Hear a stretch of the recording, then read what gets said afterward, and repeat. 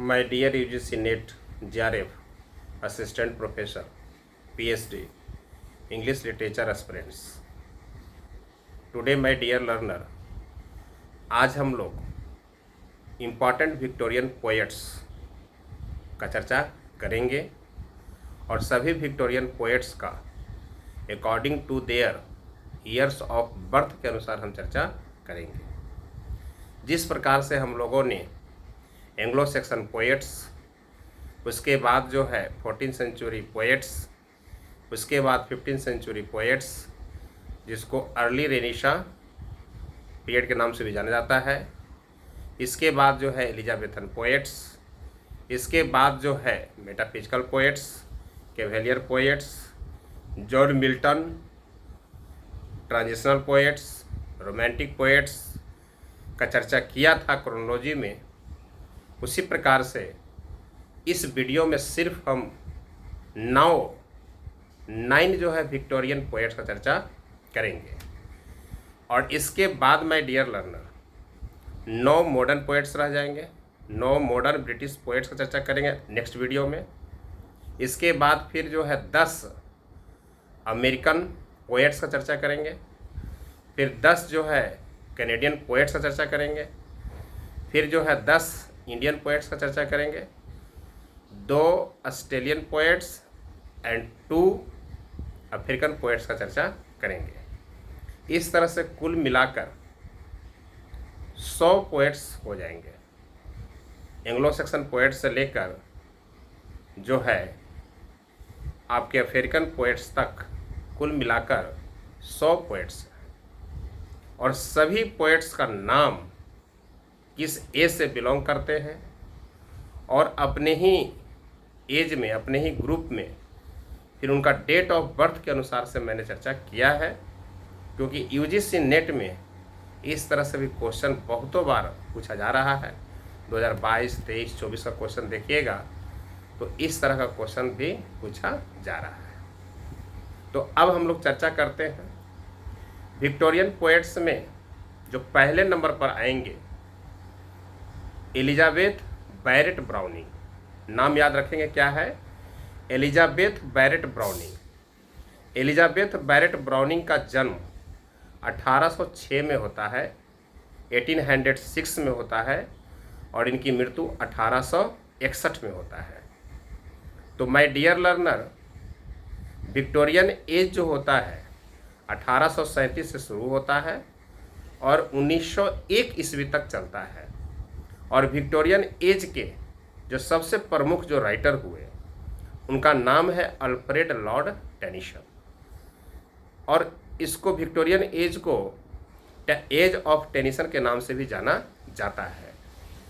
तो इस तरह से पहले नंबर पे ये हो गए एलिजाबेथ बैरेट ब्राउनिंग। दूसरे नंबर पर एडवर्ड फिट्जरेल्ड। एडवर्ड फिट्जरेल्ड में जो है का जन्म जो है और अल्फ्रेड लॉर्ड टेनिसन जो तीसरे नंबर पर है, इन दोनों का ईयर ऑफ बर्थ जो है सेम है। 1809 इनका भी है और 1809 अल्फ्रेड लॉर्ड टेनिसन का भी है। तो ऊपर में किसको रखा जाए? तो ऊपर में रहेंगे एडवर्ड फिट्जरेल्ड, क्योंकि इनका जन्म जो है 31 मार्च 1809 को हुआ और अल्फ्रेड लॉर्ड टेनिसन का जन्म 6 अगस्त 1809 को हुआ। इस प्रकार से बहुत सारे राइटर मिलेंगे।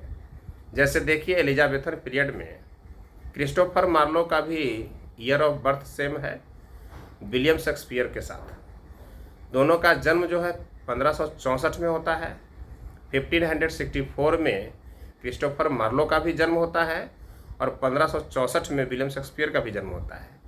लेकिन क्रोनोलॉजी में जो है विलियम शेक्सपियर से ऊपर रखा गया है क्रिस्टोफर मार्लो को, क्योंकि क्रिस्टोफर मार्लो का जन्म फरवरी महीना में होता है और विलियम शेक्सपियर का जन्म अप्रैल महीने में होता है। तो इसलिए अगर कहीं कहीं 2 राइटर का नाम दे दें और दोनों का ईयर ऑफ बर्थ सेम है तो फिर उससे स्मॉल डेट देखेंगे, मंथ फिर देखा जाएगा। तो ऐसे भी बहुत सारे राइटर का ग्रुप है, उसका हम एक अलग से वीडियो में चर्चा करेंगे। तो यहाँ पर 3 राइटर हो गए। 9 में 3 राइटर का चर्चा हुआ। 1806 में जन्म होता है एलिजाबेथ बैरेट ब्राउनिंग का और इनकी मृत्यु होती है 1861 में। दूसरे नंबर पर हो गए एडवर्ड फिट्जरेल्ड। इनका जन्म होता है 31 मार्च 1809 को और इनकी मृत्यु होती है 1883 को, 1883 को। अल्फ्रेड लॉर्ड टेनिसन का जन्म जो है 6 अगस्त 1809 को होता है और इनकी मृत्यु जो है 1892 को होता है। अब जो है चौथे नंबर पर क्रोनोलॉजी में आएंगे विक्टोरियन पोएट्स में Robert browning, very very important name. Robert browning का जन्म माय डियर लर्नर 1812 में होता है। 1812 में इनका जन्म होता है और इनकी मृत्यु 1889 में होता है। तो इस तरह से 4 पोएट हो गए 9 में। अब रह गए 5 पोएट। तो 5वें नंबर पर जो है वो है डीजी रोसेटी और 6ठे नंबर पे है क्रिस्टीना रोसेटी। तो डीजी रोसेटी का पूरा नाम है डांटे गैब्रियल रोसेटी। इनका जन्म होता है 1828 को और इनकी मृत्यु होती है 1882 को।